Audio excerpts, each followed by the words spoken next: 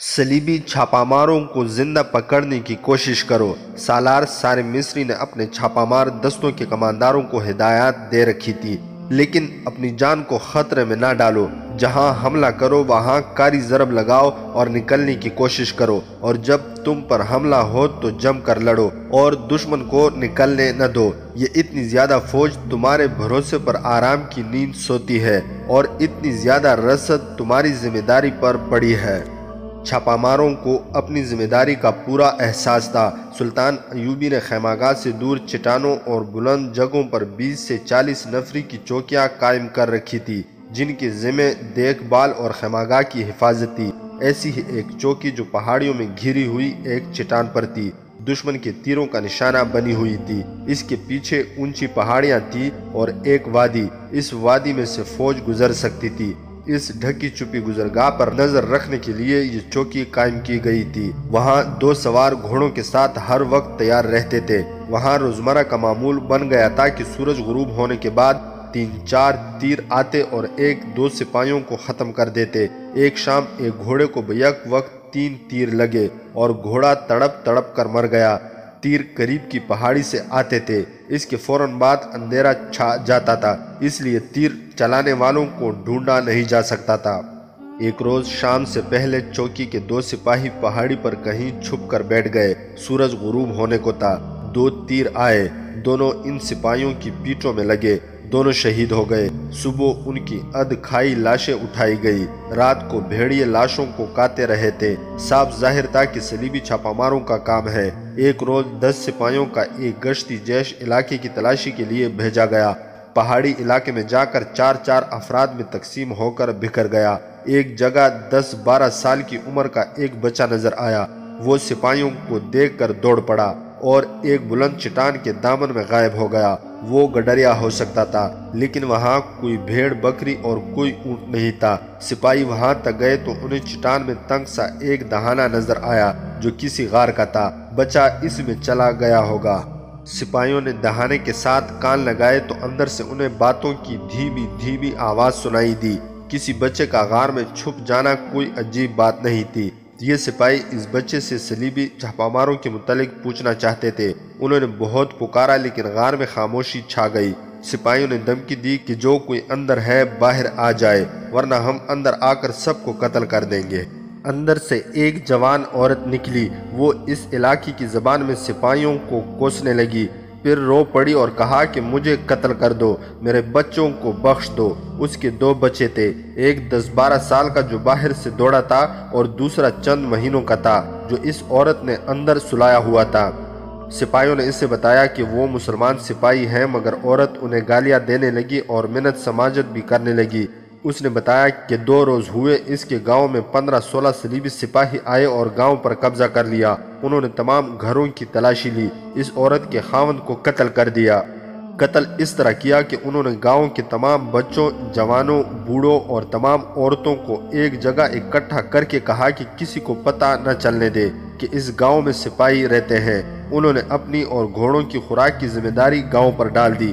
ان کے کماندار نے تلوار نکالی۔ اس عورت کا خاوند سب سے آگے کھڑا تھا۔ کماندار نے خاوند کو بازو سے پکڑ کر آگے کیا اور تلوار کے ایک ہی وار سے اس کا سر تن سے جدا کر دیا۔ اس نے گاؤں والوں سے کہا کہ کسی نے اس کے حکم کی نافرمانی کی تو اسے ایسی سزا ملے گی۔ پھر یہ تمام صلیبی سپاہی گاؤں کی عورتوں کو لا کر ان سے اپنی خدمت کرانے لگے۔ یہ عورت رات کو موقع پا کر وہاں سے بھاگ آئی۔ اسے معلوم نہیں تھا کہ سپاہی ابھی تک گاؤں میں موجود ہیں یا نہیں۔ یہ گاؤں وہاں سے تھوڑی ہی دور تھا۔ سپاہی عورت کو وہیں چھوڑ کر گاؤں کی طرف گئے۔ پہاڑی سلسلہ کھل جاتا تھا۔ وہاں وسیع میدان تھا جس میں 15-20 جھونپڑوں کا ایک گاؤں تھا۔ سلطان صلاح الدین ایوبی کا گشتی جیش گھوڑوں پر سوار تھا۔ انہوں نے گاؤں پر یلغار کرنے کے لیے گھوڑے دوڑا دیے۔ اس وقت صلیبی سپاہی جو گاؤں پر قابض تھے گاؤں میں موجود تھے۔ انہوں نے شاید پہرا کھڑا کر رکھا تھا۔ گھڑ سوار ابھی گاؤں سے کچھ دور ہی تھے کہ تمام صلیبی سپاہی باہر آ گئے۔ ان کے آگے چند ایک بچے اور بہت سی عورتیں تھیں۔ انہوں نے بچوں اور عورتوں کو ایک جگہ اکٹھے کر کے کھڑا کر دیا اور خود ننگی تلواریں ہاتھوں میں لے کر ان کے گرد نیم دائرے میں کھڑے ہو گئے۔ ایک نے سلطان ایوبی کے سواروں سے مخاطب ہو کر چلا کر کہا، اگر تم آگے آؤ گے تو ہم ان بچوں اور عورتوں کو قتل کر دیں گے۔ سوار 20-25 قدم دور رک گئے۔ وہ مسلمان بچوں اور عورتوں کو صلیبیوں کے ہاتھوں قتل نہیں کرانا چاہتے تھے۔ بزدلو، سلطان ایوبی کے چھاپا مار جیش کے کمانڈار نے کہا، صلیب کی خاطر لڑنے آئے ہو تو مردوں کی طرح سامنے آ کر لڑو، عورتوں اور بچوں کی ڈھال کے پیچھے کیوں کھڑے ہو؟ تم سب واپس چلے جاؤ۔ صلیبی کمانڈار نے کہا، ہم گاؤں سے چلے جائیں گے۔ جن بچوں اور عورتوں کو صلیبی سپاہیوں نے یرغمال بنا رکھا تھا، ان میں سے ایک عورت نے سلطان ایوبی کے سپاہیوں سے بلند آواز سے کہا، اسلام کے سپاہیوں رک کیوں گئے ہو؟ ہمیں اپنے گھوڑوں تلے روند ڈالو، ان کافروں میں سے کسی کو زندہ نہ جانے دو، ہم اپنے بچوں سمیت مرنے کو تیار ہیں۔ صلیبی کماندار نے تلوار کا بھرپور وار کیا، اس عورت کا سر اس کے جسم سے کٹ کر گر پڑا۔ سلطان ایوبی کے گشتی جیش نے اپنے سپاہیوں کو تیر و کمان نکالنے کا حکم دیا۔ پلک جھپکتے انہوں نے کمانیں کندھوں سے اتاری، آگے کی اور ترکشوں سے ایک ایک تیر نکال کر کمانوں میں ڈال لیا۔ تمام صلیبی سپاہی بچوں اور عورتوں کے پیچھے بیٹھ گئے۔ جھوٹے مذہب کے پجاریوں، مسلمان کماندار نے کہا، سپاہی بچوں اور عورتوں کی پیٹھ پیچھے نہیں چھپا کرتے۔ صلیبی ایک غلطی کر بیٹھے تھے، وہ شاید بھول گئے تھے کہ گاؤں میں مرد بھی ہیں۔ ان مردوں کو صلیبیوں نے بہت خوفزدہ کر رکھا تھا، وہ بھی اپنے بچوں اور عورتوں کے قتل سے ڈرتے تھے۔ اتنے میں ایک عورت نے للکار کر کہا، یہ کافر تو بزدل ہیں، تم ہمارے خون سے کیوں ڈرتے ہو؟ اس نے اپنے سامنے کھڑے 3-4 سال کے بچے کو اٹھایا اور اسے آگے زمین پر پھینک کر کہا، میں اپنے اس بچے کی قربانی خوشی سے دیتی ہوں، بھلا بولو، 10 کافروں کی جان لینے کے لیے میں اپنا بچہ قربان کرتی ہوں۔ ایک صلیبی تلوار سونتے اس عورت کو قتل کرنے کو اٹھا، مگر اسے اتنی مہلت نہ ملی۔ ان کے عقب سے گاؤں کے تمام آدمی برچیاں، لاٹھیاں اور جو ہاتھ لگا اٹھائے صلیبی سپاہیوں پر ٹوٹ پڑے۔ صلیبی بچوں اور عورتوں کے پیچھے تیروں سے بچنے کے لیے بیٹھے ہوئے تھے۔ وہ جب مقابلے کے لیے اٹھے، مسلمان سپاہیوں نے ہلا بول دیا۔ ان میں سے 2-3 سپاہی چلا رہے تھے، عورتیں نکل بھاگے، بچوں کو ایک طرف کر لو۔ ان کے گھوڑے صحرائی آندھی کی طرح آ رہے تھے، عورتوں نے بچوں کو اٹھایا اور نکل بھاگی۔ گاؤں کے آدمی گھوڑوں سے بچنے لگے۔ ذرا سی دیر میں 2 صلیبیوں کے سوا باقی تمام کو مار ڈالا گیا۔ گاؤں والوں نے ان کی لاشوں کا خیمہ بنا دیا۔ 2 زندہ صلیبیوں کو بھی اپنے ہاتھوں مارنا چاہتے تھے، لیکن مسلمان جیش کے کماندار نے بڑی مشکل سے انہیں سمجھایا کہ ان دونوں سے ان کے باقی ساتھیوں کا سراغ لگایا جائے گا۔ ان دونوں کو سلطان ایوبی کی انٹیلیجنس کے نائب سربراہ حسن بن عبداللہ کے حوالے کر دیا گیا۔ اس نے ان سے کہا کہ وہ اپنے چھاپا مار دستوں کے متعلق سب کچھ بتا دے۔ وہ سپاہی تھے، انہوں نے سب کچھ بتا دیا۔ یہ بالڈوین کی فوج کے چھاپا مار تھے۔ کم و بیش 1000 چھاپا مار سلطان ایوبی کی فوج اور رسد کو نقصان پہنچانے کے لیے بیروت سے بھیجے گئے تھے۔ ان کا ابھی کوئی مستقل اڈا نہیں بنا تھا۔ وہ تمام علاقے میں پارٹیوں میں تقسیم ہو گئے تھے۔ انہیں بتایا گیا تھا کہ وہ اس طرح چھوٹے چھوٹے گاؤں پر قبضہ کر کے وہیں سے خوراک وغیرہ حاصل کریں اور سلطان ایوبی کی فوج کے لیے مصیبت بنے رہے۔ انہیں سلطان ایوبی کے سامنے لے جایا گیا۔ اس نے ان کی باتیں سنی اور حکم دیا، ان دونوں کو دور لے جا کر قتل کر دیا جائے، یہ قاتل اور لٹیرے ہیں۔ اس نے اپنے سالاروں سے کہا، ان سے یہ ظاہر ہوتا ہے کہ صلیبی چھاپا ماروں کو موصل میں یا کسی اور قلعے میں رہنے کی اجازت نہیں ملی، ورنہ گاؤں کو اڈا نہ بناتے۔ سلطان ایوبی نے حکم دیا، ایسے ہر ایک گاؤں میں تھوڑی تھوڑی نفری بھیج دو۔ سپاہیوں کو سختی سے کہنا کہ گاؤں میں کسی کو پریشان نہ کرے، اپنی اور گھوڑوں کی خوراک فوج کی رسد سے لے، کسی گاؤں سے اناج کا ایک دانہ اور چارے کا ایک تنکا بھی نہ لیا جائے۔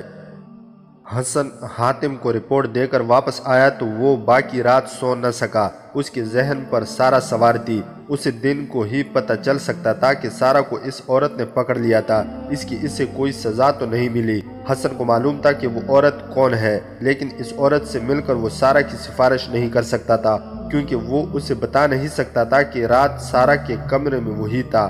حسن یہ سوچ رہا تھا کہ وہ موصل کے ایلچیوں سے کس طرح معلوم کرے کہ بالڈوین کے ساتھ انہوں نے کیا معاہدہ طے کیا ہے۔ یہ راز انہی سے لیا جا سکتا تھا۔ اس اجلاس میں کوئی ملازم اندر نہیں تھا جس سے حسن کچھ معلوم کر لیتا۔ وہ جس قدر ذہن پر زور دے کر اس مسئلے کا حل ڈھونڈتا تھا، سارا اتنی زیادہ اس کے ذہن پر غالب آتی جا رہی تھی۔ سارا اس کے منہ سے سرگوشی نکل گئی جو غیر ارادی تھی۔ اسے وہ چونک اٹھا، اسے کچھ اطمینان ہونے لگا جیسے اسے اس مسئلے کا حل مل گیا ہو اور سارا اس مسئلے کو حل کر دے گی۔ اسے یہ سوال پریشان کرنے لگا، کیا سارا کسی مسلمان باپ کی بیٹی ہے؟ اور دوسرا سوال یہ کہ اسے اگر اپنا بچپن یاد آ جائے تو کیا وہ اس کا مسئلہ حل کر سکتی ہے؟ اس کا یہی ایک ذریعہ تھا کہ سارا موصل کے کسی ایلچی کو اپنا گرویدہ بنا لے اور اس پر شراب اور اپنے حسن کا طلسم طاری کر کے اس کے سینے سے راز نکال لے، مگر سوال یہ تھا کہ سارا مان جائے گی، کہیں اسے ہی نہ پکڑوا دے۔ جاسوسوں کو خطرے مول لینے پڑتے تھے، ان کی کوشش تو یہی ہوتی تھی کہ پکڑے نہ جائے، لیکن وہ ڈر سے دبک کے بھی نہیں بیٹھ سکتے تھے کہ وہ پکڑے یا مارے جائیں گے۔ حسن کو اپنی زبان کے فن کا کمال دکھانا تھا۔ اسے سارا کی باتیں یاد آ رہی تھی جن سے صاف ظاہر ہوتا تھا کہ وہ مسلمانوں کو پسند کرتی ہے۔ حسن کو بھی یہ احساس ہو گیا تھا کہ سارا کو شک ہو گیا ہے کہ حسن مسلمان ہے۔ حسن کا دماغ سوچ سوچ کر تھک گیا۔ اسے دور سے صبح کی اذان کی آواز سنائی دینے لگی۔ اس کے دماغ پر اسلام اور خدا کا تقدس طاری ہو گیا۔ اس کی مدد خدا ہی کر سکتا تھا۔ اس نے اٹھ کر وضو کیا اور کمرے کا دروازہ بند کر لیا۔ صلیبیوں کی اس دنیا میں وہ مسلمان نہیں عیسائی تھا، حسن الادریس نہیں گلبرٹ جیکب تھا۔ وہ چھوٹے سے کمرے میں اکیلا رہتا تھا جہاں اس نے حضرت عیسیٰ کا بت صلیب کے ساتھ لٹکا رکھا تھا۔ دیوار کے ساتھ کسی مصور کی بنائی ہوئی مریم کی تصویر آویزاں کر رکھی تھی، قریب ہی صلیب لٹک رہی تھی۔ اس نے یہ بت تصویر اور صلیب پلنگ کے نیچے رکھ دی، دروازے کے اندر والی زنجیر چڑھا کر قبلہ رو ہوا اور نماز پڑھنے لگا۔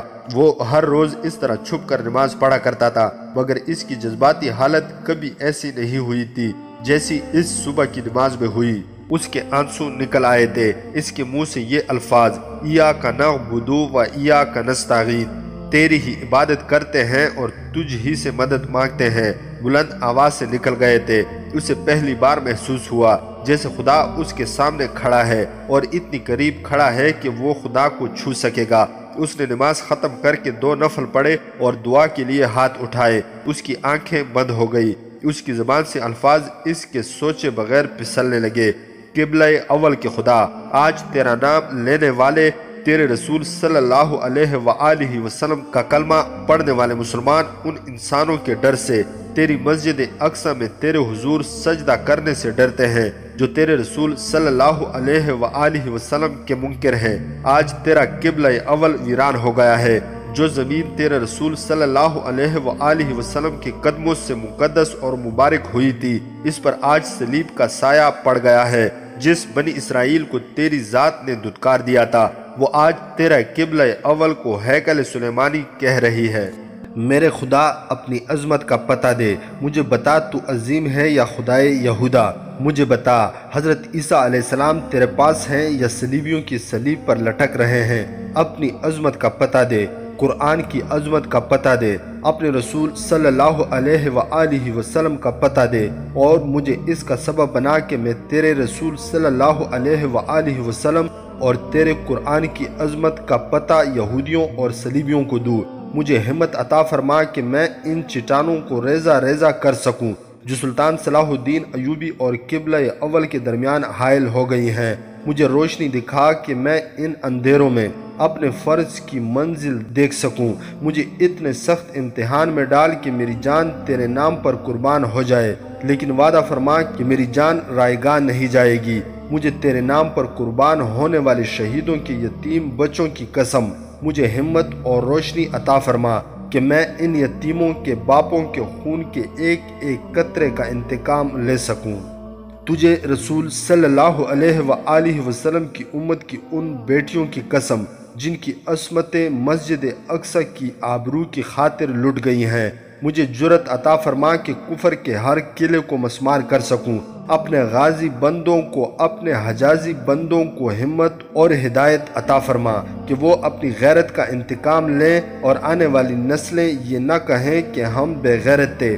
آج بت بھی تیرے نام پر ہنس رہے ہیں، میرا خون کھول رہا ہے۔ مجھے وہ شجاعت عطا فرما کہ میں پتھر کے ان بتوں کا مذاق اڑا سکوں۔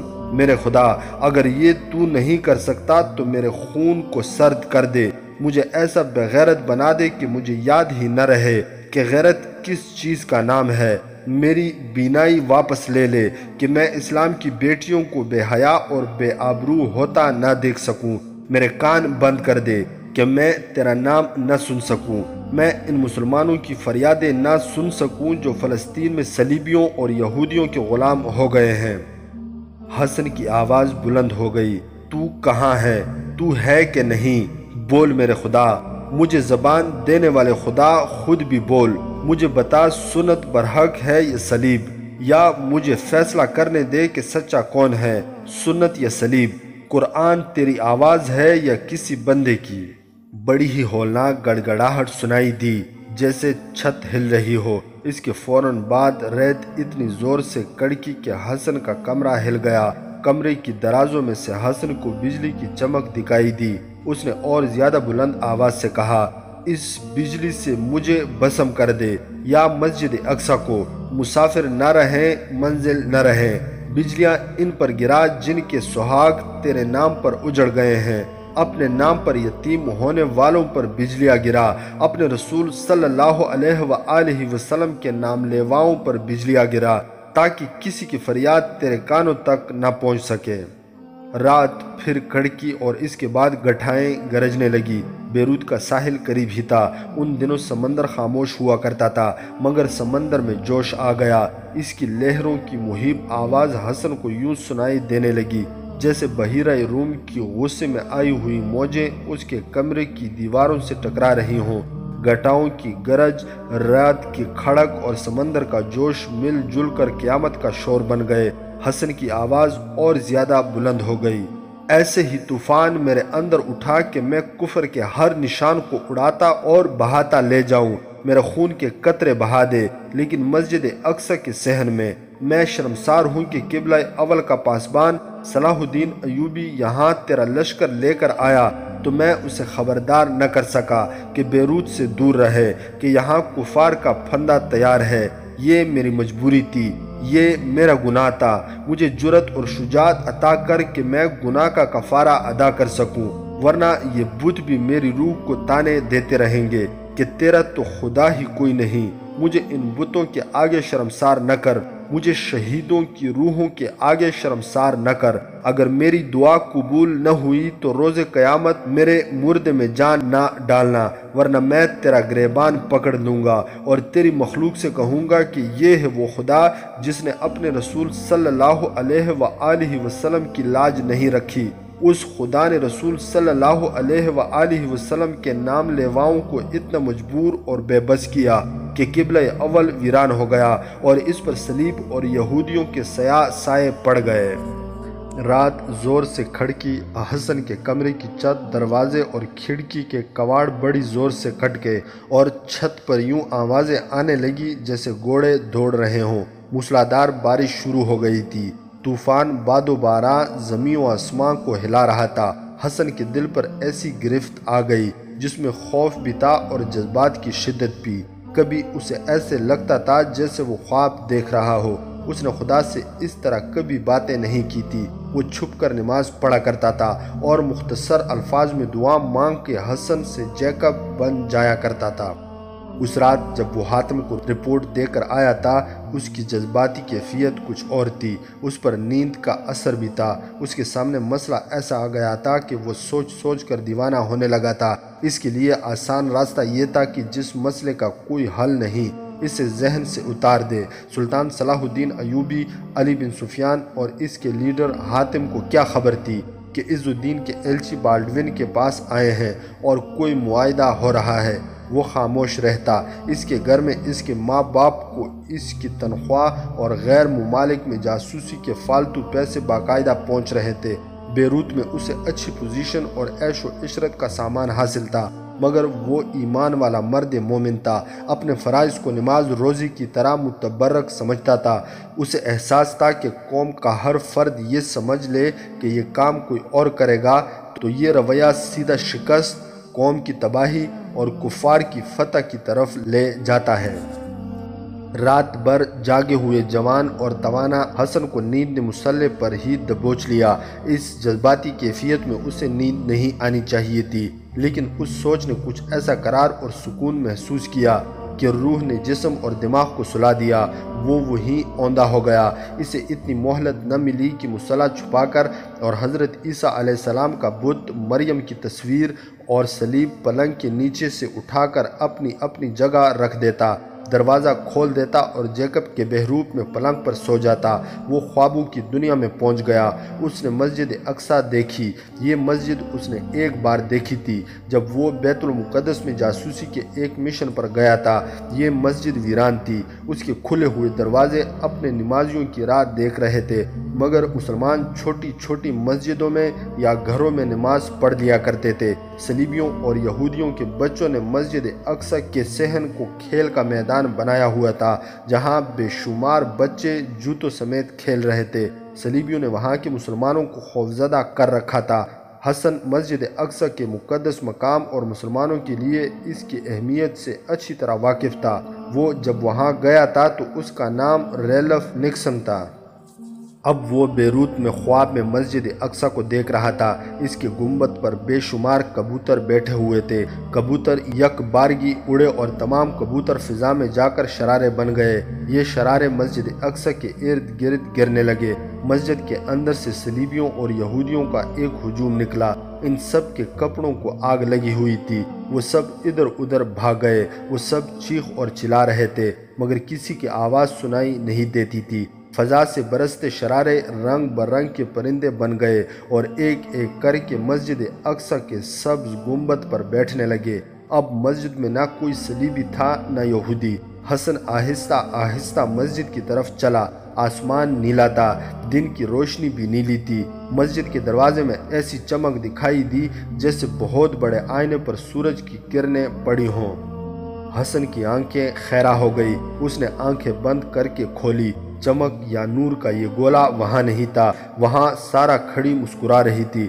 حسن حیرت زدہ ہو کے رک گیا۔ سارا پاؤں سے سر تک چاند کی طرح سفید لبادے میں ملبوس تھی۔ اس کا چہرہ اور دونوں ہاتھ نظر آ رہے تھے۔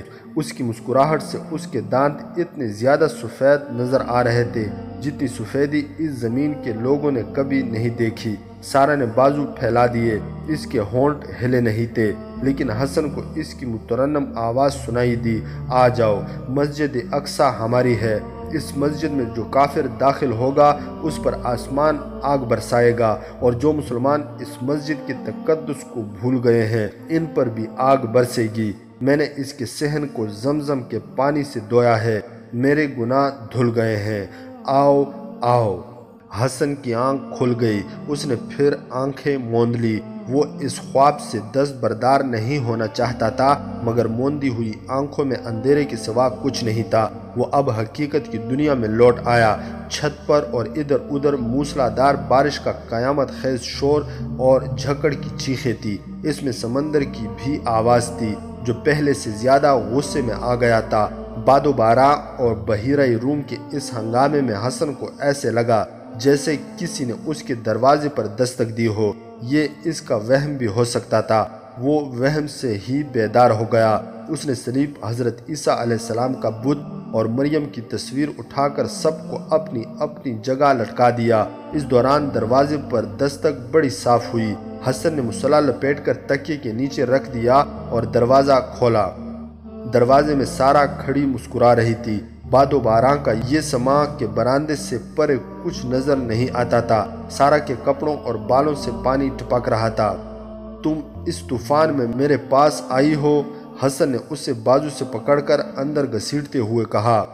نہیں جیکب، سارا نے جواب دیا، میں کسی اور کے پاس گئی تھی، وہ ملا نہیں، گہری نیند سویا ہوا ہے۔ رات بھر سب شراب پیتے اور بےہودگی کرتے رہے ہیں، اب شام کو ہی جاگیں گے۔ میں نے انتظار کیا لیکن مایوس ہو کر ادھر آ گئی۔ یہ طوفان آگے نہیں جانے دے رہا تھا۔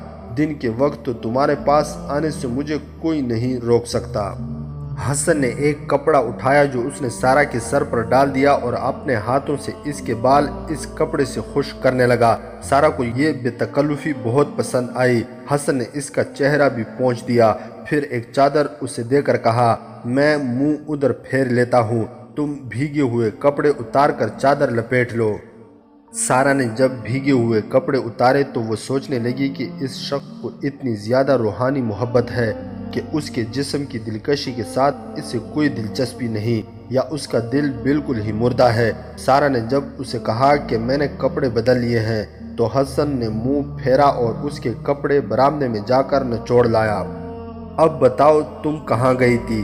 حسن نے پوچھا، اور رات میرے بعد کیا ہوا تھا؟ وہ عورت اندر آ گئی تھی، اس سلسلے میں ہی ادھر آئی ہوں۔ سارہ نے کہا اور اسے بتایا کہ رات کو اس عورت نے اس کے کمرے میں آ کر معافی کی کیا کیا شرط پیش کی ہے۔ اس نے کہا، میں نے یہ نہیں بتایا کہ تم میرے کمرے میں آئے تھے، میں نے صرف اس لیے اس کی شرط مان لی کہ تمہارا نام لیا تو میرے ساتھ تمہیں بھی سزا ملے گی، اور تم جانتے ہو کہ یہ سزا کیسی بھیانک ہوگی۔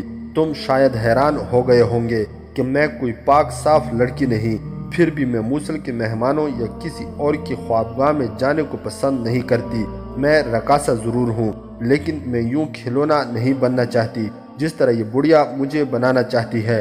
میری اپنی بھی کوئی پسند اور ناپسند ہے۔ میں نے بہت گناہ کیے ہیں، لیکن کسی کی آمدنی کا اور کسی کے گناہوں کا ذریعہ نہیں بنوں گی۔ اس عورت نے کہا کہ وہ مجھے اس چوری چھپے کے کاروبار میں سے معاوضہ دے گی۔ وہ مجھے معاوضوں کی بھوکی سمجھتی ہے۔ میں اب کوشش کر رہی ہوں کہ حاکموں کو بتا دوں کہ اس عورت نے در پردہ کیا کاروبار شروع کر رکھا ہے، اور وہ کہہ دے گی کہ رات تمہارے کمرے میں آدمی جاتے ہیں۔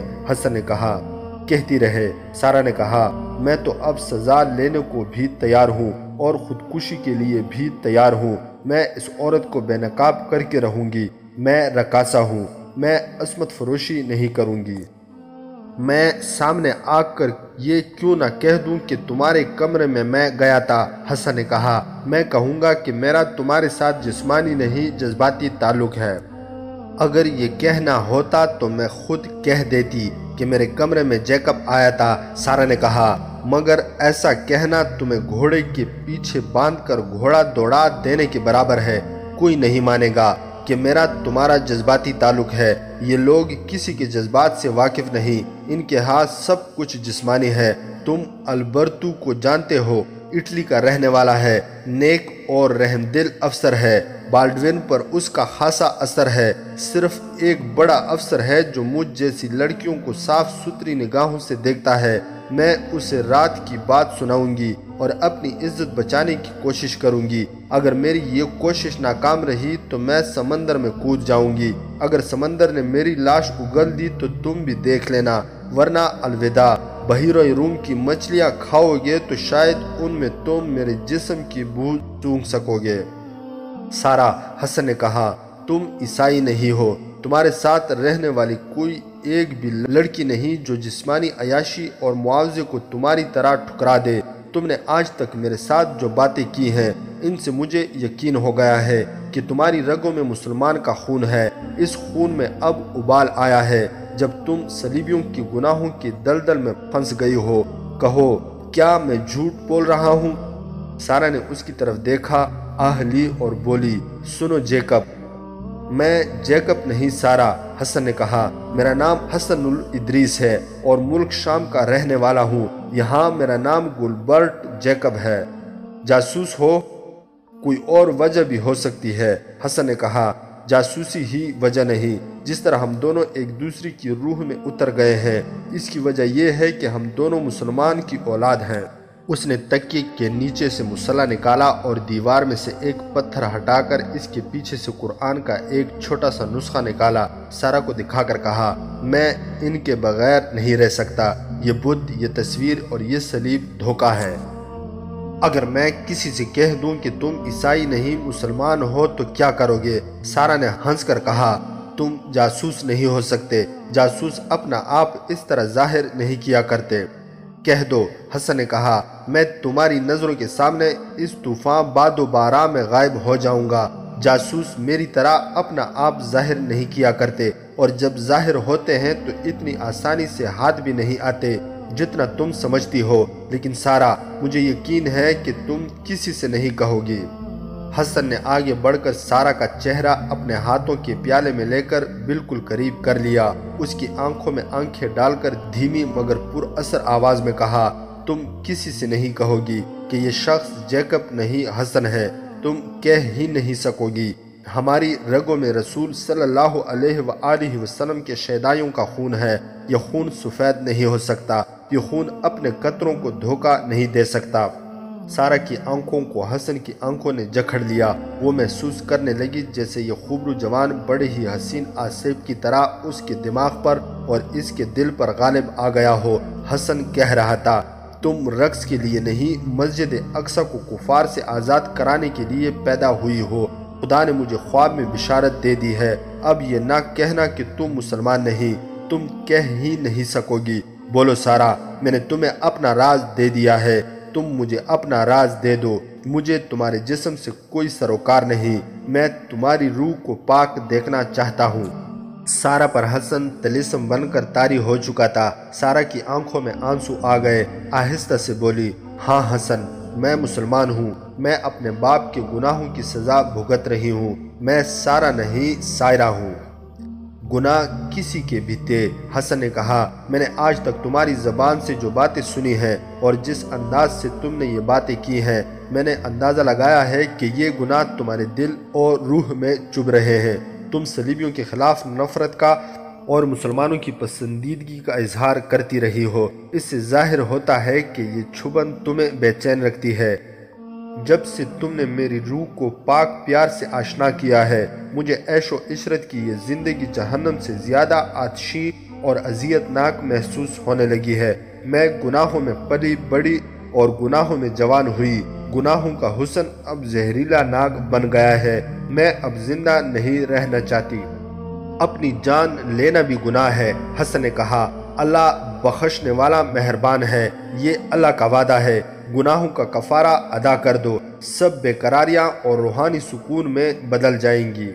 کیا کروں؟ سارہ نے آنسو پونچھتے ہوئے پوچھا، نماز پڑھا کروں؟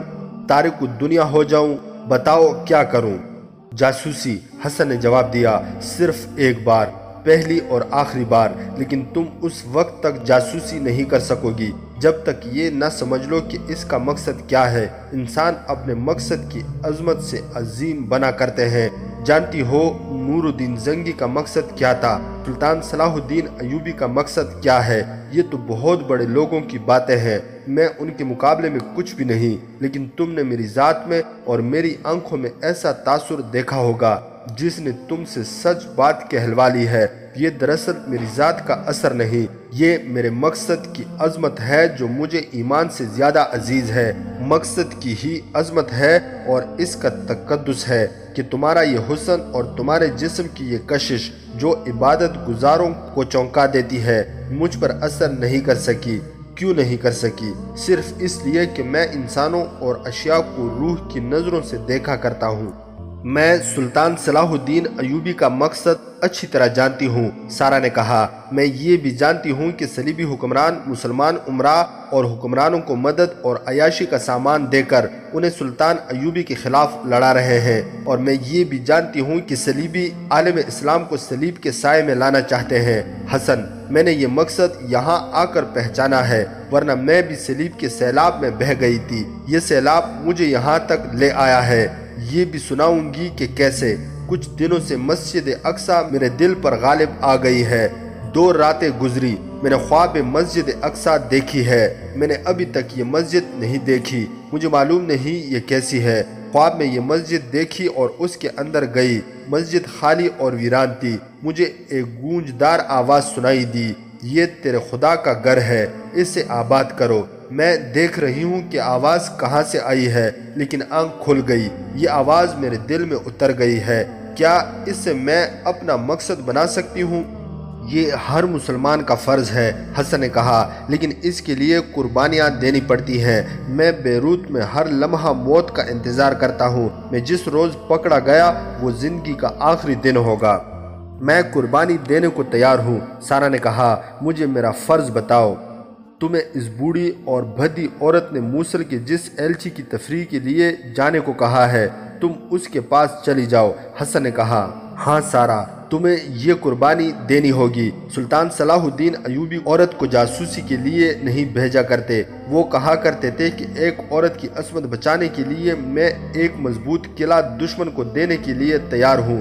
ہم عصمتوں کے محافظ ہیں، مگر سارا تم یہاں موجود ہو۔ ہمیں جو فرض ادا کرنا ہے وہ صرف تمہارے ذریعے ہو سکتا ہے۔ تمہارے لیے یہ کوئی نئی بات نہیں ہوگی کہ میں کسی کی تفریح کا سامان بنوں۔ میں تمہیں ایک دو طریقے بتاؤں گا جن سے تم ان مسلمان بوڑھوں کے سینوں سے بھی راز نکال سکو گی اور اپنی عزت بھی بچا لو گی۔ تمہارا مقصد بڑا پاک اور بلند ہے۔ مجھے امید ہے کہ خدا تمہاری آبرو کی حفاظت کرے گا۔ مجھے بتاؤ کرنا کیا ہے؟ سارا نے کہا، میں بے آبرو لڑکی ہوں۔ اگر خدا بھی مجھ سے یہی قربانی لے کر خوش ہو سکتا ہے تو میں یہ قربانی دینے کو تیار ہوں۔ یہ دونوں ایلچی موصل کے حکمران عز الدین کی طرف سے آئے ہیں۔ حسن نے اسے بتایا، مجھے یقین ہے کہ وہ سلطان صلاح الدین ایوبی کے خلاف بالڈوین سے مدد لینے آئے ہیں۔ اس وقت ہماری فوج نصیبہ کے مکان پر خیمہ زن ہے۔ سلطان کو یہ خوش فہمی ہے کہ وہ اپنے دوستوں کے درمیان خیمہ زن ہے، مگر وہ اپنے مسلمان دشمنوں کے نرغے میں آئے ہوئے ہیں۔ ہمیں یہ معلوم کر کے سلطان کو خبردار کرنا ہے کہ صلیبی کیسا جنگی اقدام کریں گے اور موصل اور حلب اور دیگر چھوٹی چھوٹی مسلمان عمارتوں کا رویہ کیا ہوگا۔ کیا وہ صلیبیوں کے اتحادی بن جائیں گے؟ حسن نے اسے بڑی لمبی تفصیل سے اس کا کام سمجھایا اور اسے یہ بھی بتایا کہ صلیبی لڑکیاں مسلمان علاقوں میں جا کر کس طرح مسلمان عمراء، سالاروں اور دیگر حکام پر اپنی پرکشش نسوانیت کا جادو طاری کر کے راز لے آتی ہے۔ حسن نے کہا، تمہیں خودکشی کرنے کی ضرورت محسوس نہیں ہوگی۔ میں تمہیں پاک اور پرمسرت زندگی میں داخل کر رہا ہوں۔ تم مظلوم لڑکی ہو۔ تمہیں غالباً بچپن میں صلیبیوں نے کسی قافلے سے اغوا کیا تھا۔ انہی نے تمہیں گناہوں کی زندگی میں داخل کیا ہے۔ نہیں حسن، سارا نے کہا، میں نے اپنے آپ کو خود ہی اغوا کیا تھا۔ یہ کہانی پھر کبھی سناؤں گی۔ مجھے ابھی یہ کام کرنے دو۔ دعا کرو اللہ مجھے سرخرو کرے اور میں گناہوں کا کفارہ ادا کر سکوں۔ بارش تھم گئی تو سارا اپنے کپڑے پہن کر حسن کے کمرے سے نکلی۔ وہ جب اس عمارت میں داخل ہوئی جہاں اس کا کمرہ تھا تو اسے وہ عورت مل گئی جو ان سب لڑکیوں کی کمانڈر تھی۔ اس نے سارا کو دیکھا اور مسکرا کر کہا، رات کو تیار رہنا، میرے آدمی نے موصل کے ایک ایلچی کے ساتھ بات چیت کر لی ہے۔ آج رات نہ کہیں ناچ گانا ہوگا نہ کوئی ضیافت۔ میں تمہیں اس کے کمرے میں چھوڑ آؤں گی۔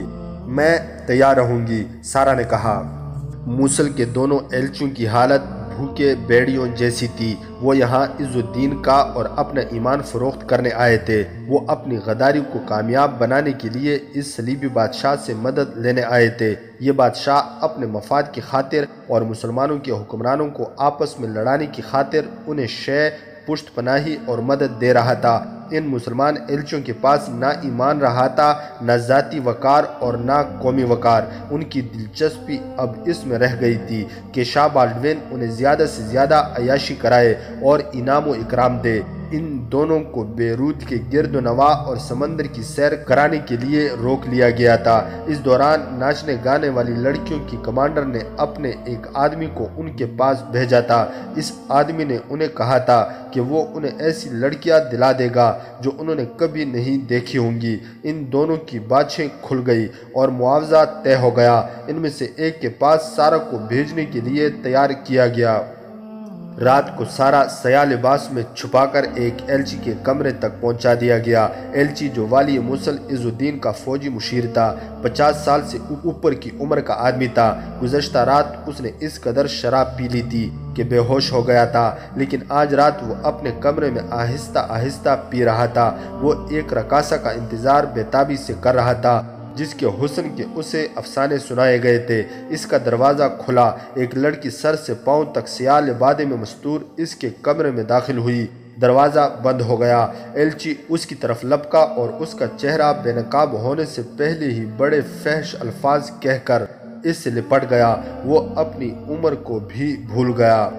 سارا نے اس کے بازوؤں سے آزاد ہو کر سیال بادے کو اتار کر پرے پھینک دیا۔ اس نے ایلچی کی طرف دیکھا تو حیرت سے اس کا منہ کھل گیا۔ وہ پیچھے ہٹنے لگی حتیٰ کہ اس کی پیٹھ دیوار سے جا لگی۔ اس نے دونوں ہاتھوں سے اپنے کان ڈھانپ لیے۔ ایلچی نے سارا کا چہرہ دیکھا تو اسے ہچکی سی آئی اور اس کے منہ سے سرگوشی نکلی۔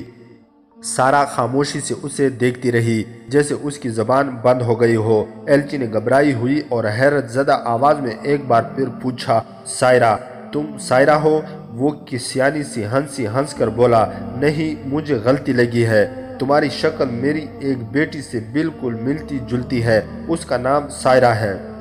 وہ سائرا میں ہی ہوں جو آپ کی بیٹی ہے۔ سارا کی زبان اچانک کھل گئی۔ اس نے نفرت سے دانت پیس کر کہا، میں ہی آپ کی بیٹی ہوں۔ محلات میں دوسروں کی بیٹیوں کو نچانے والی کی بیٹی بھی ناچ سکتی ہے۔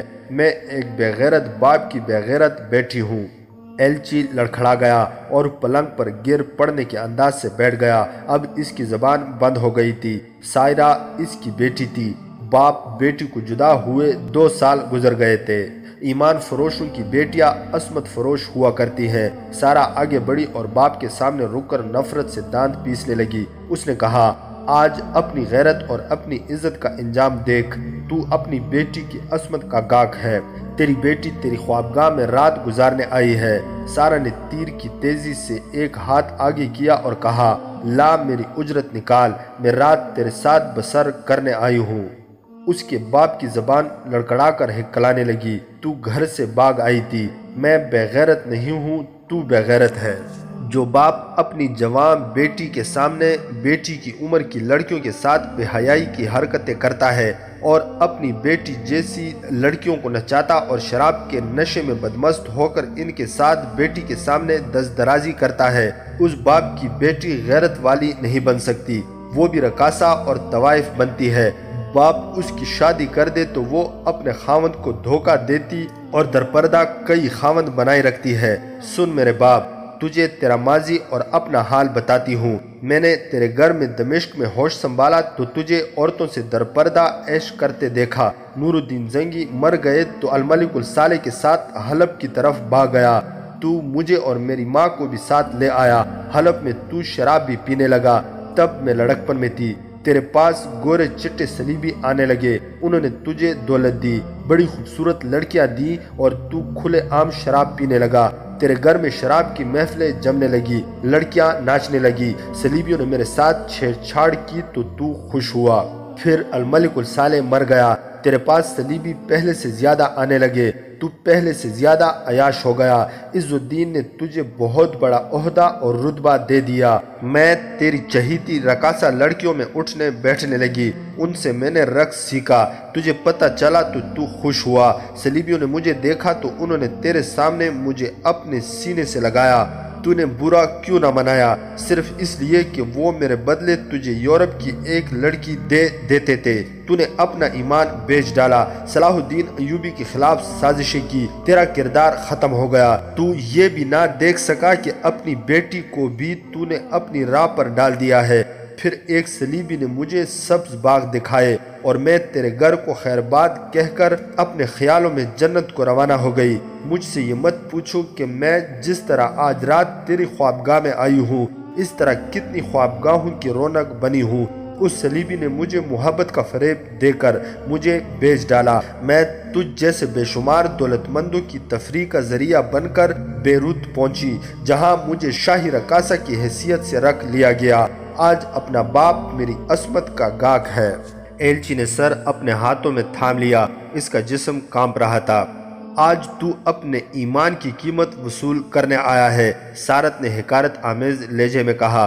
تو فلسطین اور قبلہ اول کا سودا کرنے آیا ہے، اپنی بیٹی کی قیمت دینے آیا ہے۔ سارا کی آواز بھرا گئی، اس نے کہا، یہ میری زندگی کی آخری رات ہے، میں باپ کے گناہوں کی سزا بھگت کر اس دنیا سے جا رہی ہوں۔ اس کے باپ نے آہستہ آہستہ سر اٹھایا، اس کی آنکھوں سے آنسو بہہ بہہ کر اس کے گالوں کو تر کر رہے تھے۔ اس نے اٹھ کر دیوار سے لٹکتی ہوئی تلوار اتاری، نیام سے نکالی اور تلوار سارا کے آگے کر کے کہا، یہ لو، اپنے ہاتھوں مجھے ختم کر دو، شاید میرے گناہوں کا کفارہ ادا ہو جائے۔ سارہ نے اس کے ہاتھ سے تلوار لے لی اور کہا، آج رسول صلی اللہ علیہ وآلہ وسلم کی امت اس مقام پر آپ پہنچی ہے جہاں ایک باپ اپنی بیٹی کے ہاتھ میں تلوار دے کر یہ کہنے کے بجائے کہ جا بیٹی قبلہ اول کو اس تلوار سے آزاد اور آباد کر، یہ کہہ رہا ہے کہ مجھے اس تلوار سے قتل کر کے میرے گناہوں کا کفارہ ادا کر دے۔ اپنے باپ کی جذباتی حالت اور شرمساری کے آنسو دے کر سارہ کا لہجہ بدل گیا، باپ کا احترام لوٹ آیا۔ اس نے کہا، مر کر ہی گناہوں کا کفارہ ادا کیا نہیں جا سکتا، ایک طریقہ یہ ہے کہ زندہ رہو اور دشمن کو قتل کرو۔ میں آپ کو بتاؤں، باپ نے شکست خوردگی کے انداز سے بیٹی کی طرف دیکھا، شاہ بالڈوین کے ساتھ آپ نے جو معاہدہ کیا ہے اور سلطان صلاح الدین ایوبی کو شکست دینے کے لیے جو منصوبہ تیار اور طے کیا ہے وہ مجھے بتا دیں۔ سارہ نے کہا، میں یہ سلطان تک پہنچا دوں گی، اس سے بڑی نیکی اور کوئی نہیں ہو سکتی، آپ کے سارے گناہ بخشے جائیں گے۔ باپ خاموشی سے سن رہا تھا۔ سارہ نے کہا، ہم دونوں کی نجات اسی میں ہے کہ ہم دونوں یہاں سے فرار ہو کر سلطان صلاح الدین ایوبی کے پاس پہنچ جائیں اور آپ اس سے ساری بات اپنی زبانی سنا دیں۔ میں تیار ہوں، باپ نے کہا، لیکن ہم یہاں سے نکلیں گے کیسے؟ انتظام ہو جائے گا، سارہ نے کہا۔ باپ نے بیٹی کو گلے لگایا اور پھوٹ پھوٹ کر رونے لگا، اس کے اپنے گناہوں نے اس سے ہتھیار ڈلوا لیے تھے۔ لڑکیوں کی کمانڈر عورت بہت خوش تھی کہ اسے بڑا موٹا گاہک مل گیا ہے۔ وہ اطمینان سے سو گئی، اسے معلوم تھا کہ سارہ صبح واپس آئے گی، مگر سارہ حسن الادریس کے کمرے میں تھی۔ اس نے جب حسن کو بتایا کہ اس کا گاہک اس کا باپ تھا تو حسن کو چکر آ گیا تھا۔ سارہ نے حسن کو سنایا کہ اس کے باپ نے گھر کا ماحول کس قدر گناہ آلود بنا رکھا تھا اور وہ کس طرح انہی گناہوں کی شیدائی ہو کر ایک سلیبی کے ساتھ گھر سے بھاگی اور کس طرح اس مقام تک پہنچی تھی۔ سارہ نے اسے بتایا کہ اس کا باپ سلطان صلاح الدین ایوبی کے پاس جانے کو تیار ہے۔ میں نے تمہیں کہا تھا کہ تمہارا مقصد پاک ہے، حسن نے کہا۔ مجھے امید ہے کہ خدا تمہاری آبرو کی حفاظت کرے گا۔ خدا نے میری امید پوری کر دی ہے۔ اب میں تمہارے باپ سے ملوں گا اور اس سے کہوں گا کہ تیار رہنا۔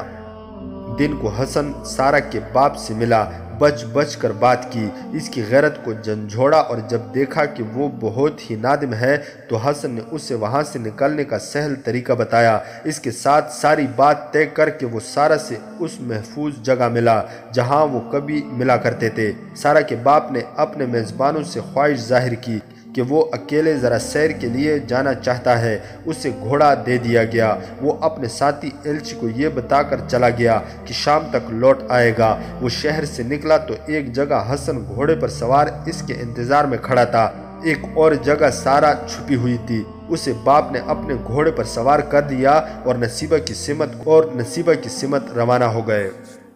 وہ بچ بچ اور چھپ چھپ کر چلتے رہے۔ بہت دور نکل گئے تو انہوں نے گھوڑے دوڑا دیے۔ سفر بہت لمبا تھا جو انہوں نے ایک رات اور ایک دن میں طے کر لیا۔ بیروت کے سراغ رسانوں کے لیے شاہ بالڈوین قہر بنا ہوا تھا۔ موصل کا ایک ایلچی لاپتہ ہو گیا تھا۔ ایک شاہی رقاصہ جو شاہ بالڈوین کو ذاتی طور پر اچھی لگتی تھی غائب تھی، اور گلبرٹ جیکب نام کا ایک خصوصی باڈی گارڈ بھی لاپتہ تھا۔ تینوں کا کوئی سراغ نہیں مل رہا تھا۔ لڑکیوں کی کمانڈر عورت کی زبان بند تھی۔ وہ کسی کو بتانے سے ڈرتی تھی کہ اس نے سارہ کو گمشدہ ایلچی کے کمرے میں بھیجا تھا۔ بیروت میں صرف ایک آدمی کو معلوم تھا کہ یہ تینوں کہاں ہیں۔ اس آدمی کا نام حاتم تھا، مگر حاتم گمنام سا نالساز تھا۔ اس سے وہی لوگ جانتے تھے جو اس سے گھوڑوں کو نال لگوایا کرتے تھے۔ کسی کے وہم و گمان میں بھی نہیں تھا کہ یہ غریب سا نالساز سلطان ایوبی کے ان جاسوس گروہ کا لیڈر ہے جو بیروت کے اندر سرگرم ہے۔ سراغ رساں اپنے قیافوں اور قیاس آرائیوں سے باولے ہوئے جا رہے تھے۔ حسن الادریس، سارہ اور اس کا باپ سلطان صلاح الدین ایوبی کے پاس پہنچ چکے تھے۔ سلطان ایوبی عادت کے مطابق خیمے میں ٹہل رہا تھا۔ سارہ کا باپ اسے بتا چکا تھا کہ بالڈوین کے ساتھ اس نے کیا منصوبہ تیار کیا ہے۔ سلطان ایوبی نے اسی وقت اپنے سالاروں کو بلایا اور نقشہ سامنے رکھ کر انہیں بتانے لگا کہ صلیبیوں کا منصوبہ کیا ہے اور ان کے خلاف وہ کیا کارروائی کرنا چاہتے ہیں۔ داستان ایمان فروشوں کی اگلی قسط آپ لوگ ہماری نیکسٹ ویڈیو میں ملاحظہ کر سکتے ہیں۔ مزید حقیقی اور تاریخی واقعات کے لیے اس چینل کو سبسکرائب کرنا نہ بھولیے گا۔